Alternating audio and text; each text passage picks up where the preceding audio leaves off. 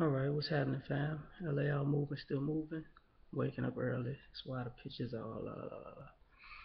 I do have another camera I can make clear pictures with. I just don't use it. Um, this is about growing indifference. I think indifference has become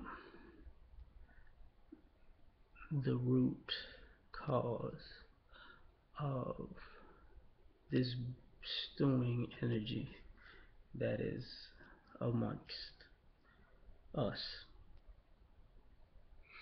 And I'm gonna take it back some. Black people do have a history of conquering the world, and everybody follows this model, and it goes awry at this same point, which breeds indifference. And I'm gonna get into it right now. There were initial people who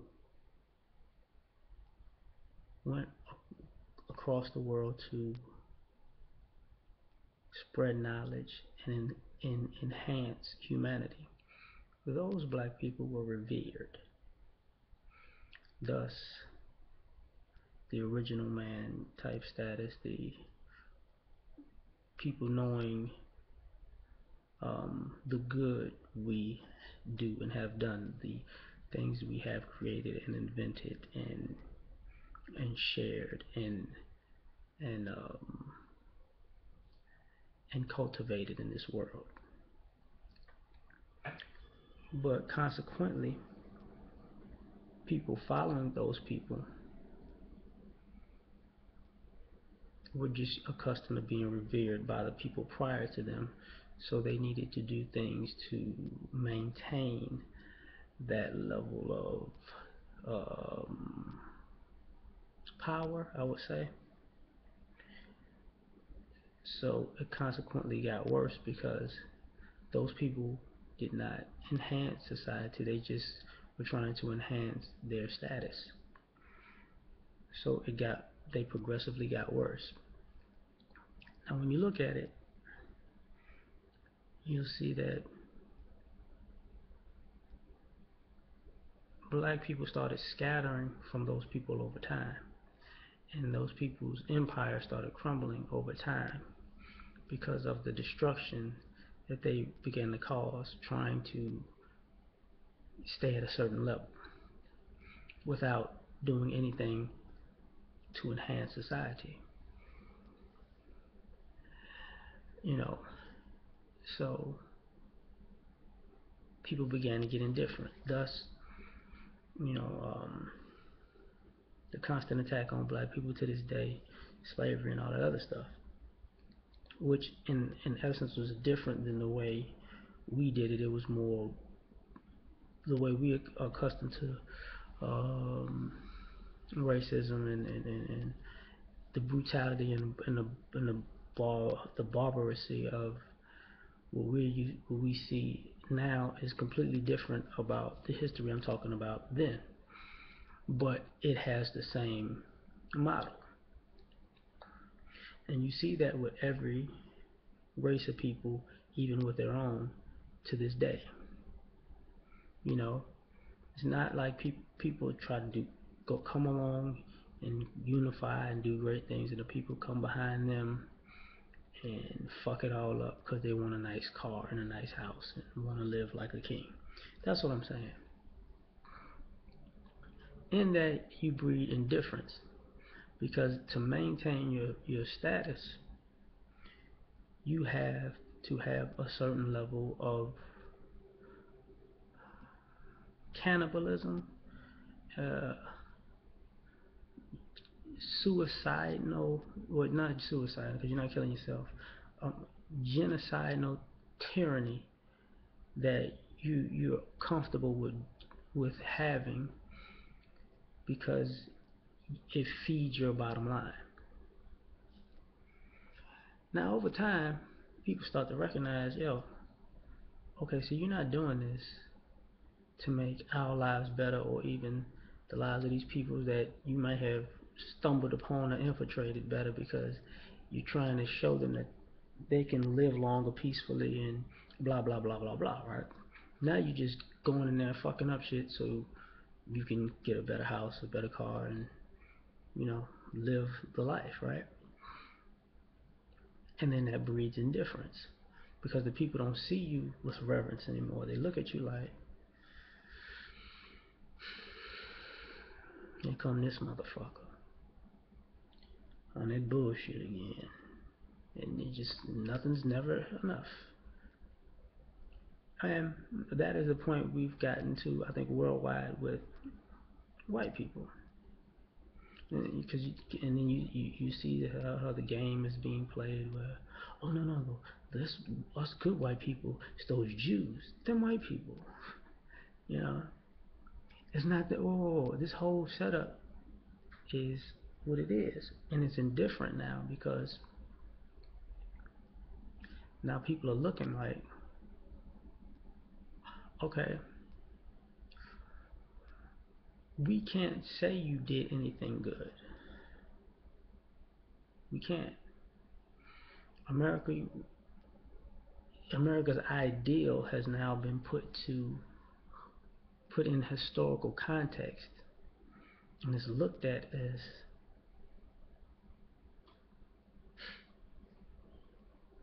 yeah, it would look good on paper, but that's practically, in practicality, that shit is whack. We're spreading democracy. What you call democracy is a farce. And basically, America is just a faction of Britain. So let's just be honest. That's why we're speaking English, right? So here's the thing. When people say, yo, these people are acting like this, they acting like this, they like this, people are like, oh, no, it's not. No, it's not. Stop complaining. It's not like that. It's great for everybody. But now, the economic status of America has caused people to say, well, it's not, this doesn't even work. So it's not about money. So you can't say you're the most prosperous because you owe everybody money. You look good, but you owe everybody money. So what's keeping you in power? Oh, we got more guns than everybody. Aha! So that's what it's about. Oh, okay. Huh. But then, using the president for example, um, the world thought that was the moment that the non-white world, to a degree, thought in some ways that was the moment white people actually got it. Like, if you're gonna have power, everybody can have power and actually work together. But on the world stage, seeing how he's treated, even though he's not doing anything for black people here, I'm not gonna say he is. On the world stage, they're looking at it like, oh, okay. So even so, everything you said your country was supposed to be is a complete utter farce because it was a good country until the black guy showed up,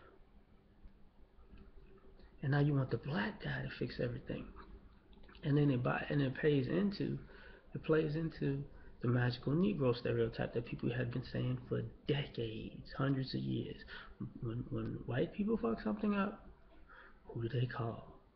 Black people to come civilize it, right? To right the ship, which goes back to the beginning of what I was talking about with our history of going worldwide, spreading humanity. So the indifference comes from that because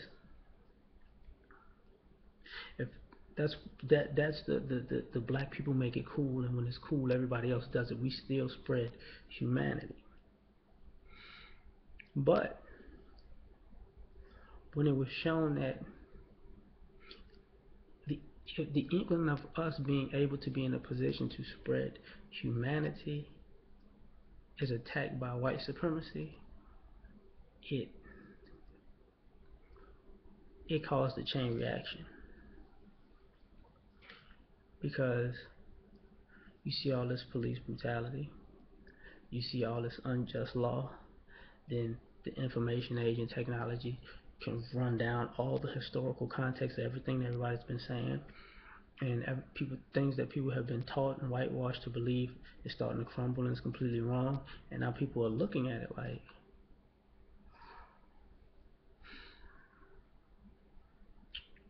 and here's where white people have hit the wall.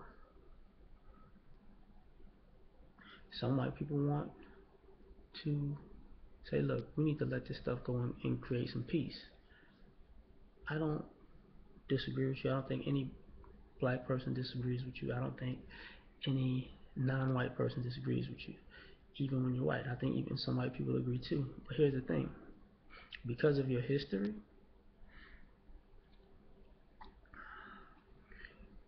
the indifference comes from you're probably just saying that to keep the peace so you can keep the possessions that you stole.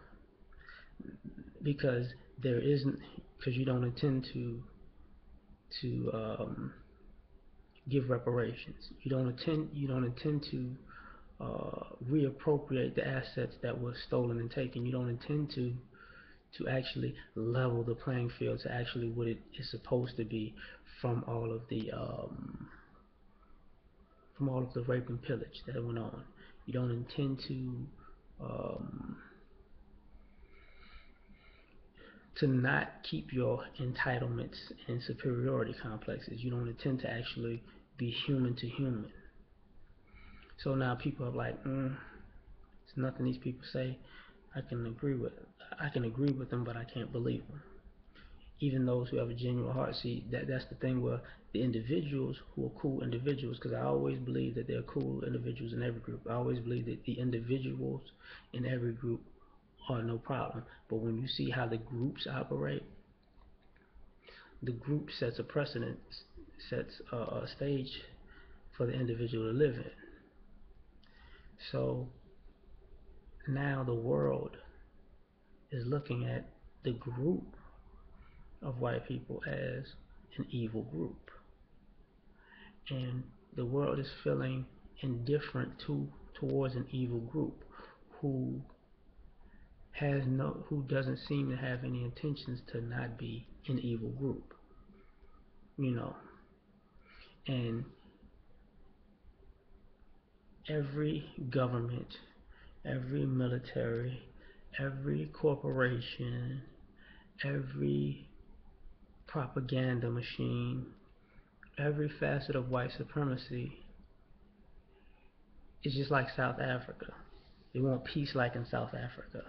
You know, we came here, we killed a lot of people, we stole a lot of shit, we took everything, you know, you know what, but we're wrong, so let's give you back your country, but I'm gonna hold the money and the land and the important stuff that keeps me rich, and we'll be good, buddy. And that is the same thing that got the revolt against my race of people probably thousands of years ago, right? That that going way too far is what happened. See, and bringing that up with what I said about some of our history is people also forget that people reverted out of that too. You know, some people went too far, like I said earlier. Some people left, and some people say, you know what, we're gonna take this back to Africa. You can do whatever hell you want to do out there, but when it happens, but something's gonna happen to you. You're gonna be on your own, and this is the indifference that I'm talking about, because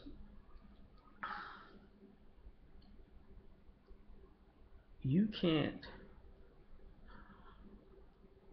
um, unchange the karma of the universe without being able to sacrifice something. And I think even we as a people, as black people, that's why we're not so gung ho about quote unquote revolutionary retribution all the time, because we already know, yeah, it'll bring a balance,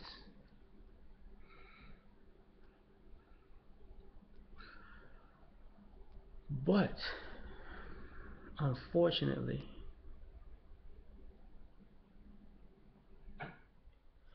it puts us in a position where we have to we really have to think about, should we exterminate white people, because they don't, as a group power structure, don't understand balance. That's why when we talk, that's why we're at odds. That's why every other race has an issue with white people, because they can't balance, right and wrong, unless it's a manipulated advantage, which creates, once again, a growing indifference to them as a group. I'm done.